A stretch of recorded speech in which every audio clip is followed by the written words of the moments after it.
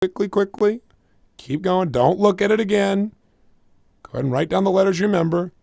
Time's running out. Come on now. Okay. Assuming you have that workbook with you or that card, flip it over and see how you did. Did you get the entire language all in a row? Or did you miss something? Now, take a good look, see how many you got. Now, those of you who are listening who don't have it in front of you, this is more difficult, but let me explain to you what happened. There are a set of letters, 11 letters in front of the people who are looking in their workbook, or you're looking at it now. I had people looking for 5 seconds, flip it over and write it down. It was a pretty easy example. But about 90% of the people do not get this example accurately with 5 seconds of visual exposure. And the reason is the way they try to chunk it. They try to look at all these letters, 11 letters, and make it one thing. And unless they have a lot of experience at games like this, of unscrambling things, they probably will not succeed. The other people who fail at this are those, like most of the population, who try to make this into too many chunks.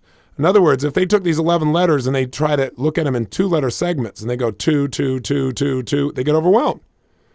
But the people who succeed usually chunk it in 3 chunks. And it's interesting, the people who succeed consistently chunk, and if you've been to our More Time seminar, we give a whole series of examples like this, and each time you get better at it. But when you chunk things in 3s, you remember them.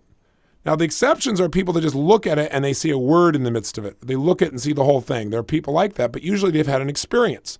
These letters, by the way, what if I wrote out the word Albuquerque, which is exactly what the letters will spell?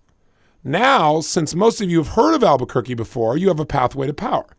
You know that pattern. You know how to spell Albuquerque, most of you. So as a result, you can see all these 11 letters as one thing because you have an experience now. This is what RPM will do. You see, once you've done enough RPMs for a while, you'll be able to anticipate the pattern.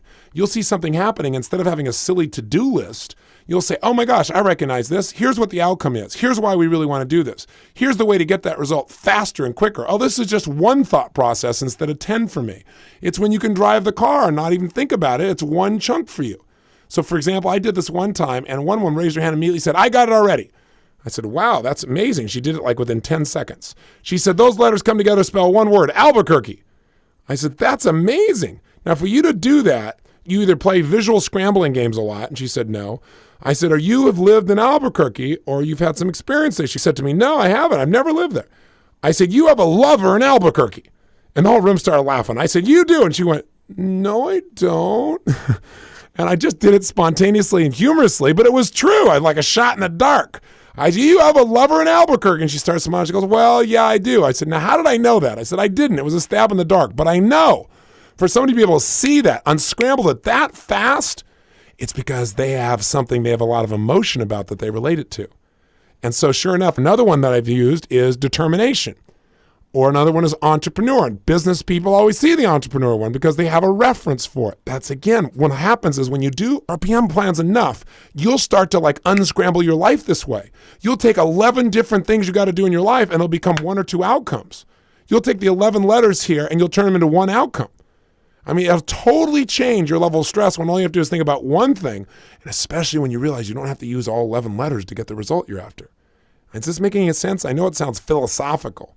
Let's start to make it have more sense. On the next tape, it'll make tons of sense because we're going to start doing these things. RPM is a visual chunking system. What have you learned? People tend to remember a maximum of 3 things. They group things together as 1, 2, 3, many. So how we really create an RPM on paper is really simple. If you look on the card that you have enclosed, you'll see what we call an RPM block, which again, what's an RPM block? It's a result-focused, purpose-driven, massive action plan. You can have a tiny little plan or you can have a big plan. Now, here's the point. The way we use this planning is very specific visually. If you look at the page, the middle column of the page, we're going to answer that question. What is the result we're committed to? What do we really want? What's our outcome? What's the result we're committed to in this situation? And the reason that we put it in the middle of the page is that's the target. If you line things up, you say, what's my result? Why am I doing it? What's my action plan? You stack them on top of each other. There's no way for your brain to instantly look at the page and find the result because it all gets jammed together. By knowing it spatially is in the middle of the page, your brain will always look to the middle to know the target. Just like if you're shooting an arrow and you want to hit the center of the target, it's right there in front of you in the middle and your brain will always know where to look. To the right, we're going to write down the answer to the second question. What's your purpose? Why do you want to do this? What will this give you? Why is this important to you? What is your reason for doing this? Why will you follow through? Purpose. And that's to the right. So you'll always look to the center, and you'll always write the outcome there, the result. And to the right, you'll always write your purpose. To the left, you're going to write your massive action plan. What are the specific actions you need to take, the massive action you're going to take to achieve this target? And the reason we do that is that when it's time to come up with the action items, there are many of them, they're linear. You want to be able to look to the left and just see, here's number 1, here's number 2, here's number 3, here's number 4. So there's a reason we did this. We actually tested this many ways. And when you can look at a piece of paper, even if you don't use our planner, if you just took out a piece of paper and you draw lines right down the middle, and in the middle you write the outcome, to the right you write the purpose, to the left you write the action items, it'll train your mind where to go, and you'll have no hesitancy, and you'll never get overwhelmed. Because we get overwhelmed when we see one line after another line vertically, because there's no way to separate them mentally. They just merge together, and you think, oh my God, I got to do all this. No. All you have to do is hit the center, hit the target, hit the result. And remember, this system is so simple. All you're doing is putting on a piece of paper and answer 3 questions. In the center, you're going to ask the question, what is it you really want? And just get specific. What's my outcome? What's the result I'm really committed to? Second question is, why do I really want it? What's my purpose? And the third question is, how am I going to achieve it? What's my massive action plan? It's so easy, but you're just putting them in a specific place on the page, and you'll learn how to visually organize this so you can get a lot on one page and instantaneously access what you want. So then later in the future, after you've done your plan, if you're not motivated or inspired, you'll know exactly what you're after. You'll immediately have the emotion necessary, and you'll feel momentum to move forward. So let me give you one more example of why RPM is so important. When do most people change? I mean, really change something they keep putting off. Have you got something like that in your life where you know you should change, but you still don't do it? Most people change. They keep their shoulds going until finally one day they hit emotional threshold where their brain says, I have had it. Not another day. You know, they were overweight for a while, but they finally hit whatever that level is, and they can't stand this one more moment. Tell you what I'm going to do. You know, I'm going to go out and I'm going to run 12 miles today. I'm going to whip myself into shape. Now, here's a real problem. This person hasn't run 2 miles in 5 years. They're going to go out there and they have this list of to-dos for the day, and one of those to-dos is run 12 miles. So they go start running those 12 miles, and one of a couple things happens. Either number one, they go out there and they start running, and it's really tough. And they start going, well, you know, I don't have to run 12 miles. You know, maybe I can run a mile. But you know what? They don't even do that. Why? They don't have a clear outcome. They don't have a clear purpose to keep them going when they're uncomfortable. Or worse, they haven't run 12 miles ever, and they go out and start running, and on mile 3, they're willpowering it out, and they pull a hamstring, or they injure themselves in some way. Now what's going to happen? That person's going to come home and say, oh my God, I can't lose any weight because now I can't exercise. See, here's the problem. What was the person's real outcome? It wasn't to run 12 miles. What was the real result they're after? They want to lose 21 pounds. And what was their purpose? Well, if you start to talk to that person, they might say to you, to regain my power, my energy, to rejuvenate my system, to create a sense of pride when I look in the mirror when I walk, to feel incredibly strong, to feel the sense of power and youth within myself. Now, if you did that as the purpose for going those 21 pounds, then when you try to do something and it doesn't work out too well, you'll remember what you're after, you remember why you want to do it, and you'll find the motivation to change your approach and do something else that does work. Now, if you're using an RPM block, RPM is about creating options, lots of choices. So you say, okay, I want to lose 21 pounds. I want to do it for all these great reasons that are going to change my life, and I really would enjoy feeling. So what's my action list? You say, well, I probably need to exercise. How specifically? Because Tony said have it be a specific action item. Well, I could run 12 miles. What else could I do? Well, I could swim. Well, what else could I do? I could ride my bike. What else could I do? I could take up a game of basketball and do that on a regular basis. What else could I do? Well, I could do more than exercise. I could change my diet today. What else could I do? And all of a sudden, you end up with 5, 6, 7, 8, 9 things that you could do so that if one doesn't work, if this person tries to run and they screw themselves up, instead of giving up, they go, no, man, I want this incredible sense of energy and passion back in my life, and I am committed to my outcome of losing 21 pounds. There's got to be another way. Let me look at my list here. Well, maybe I'll go swimming.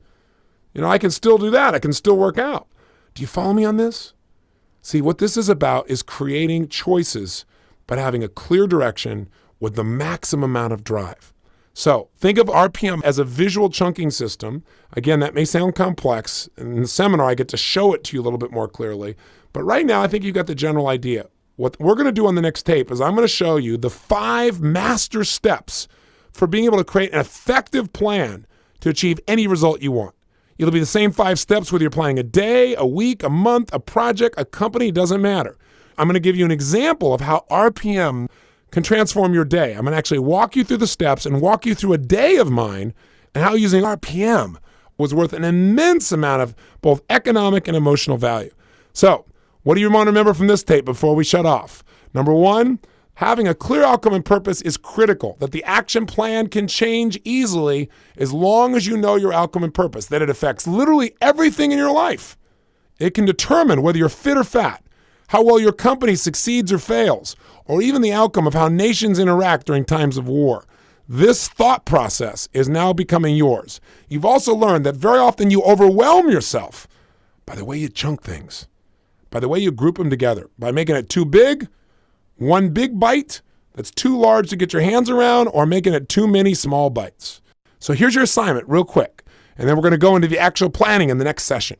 Number one, write down an area of your life where you had an absolutely crystal clear outcome and a real incredible sense of why you wanted it, purpose, and where maybe you came up with a plan, but the plan didn't work, but you still got the outcome because you were so clear.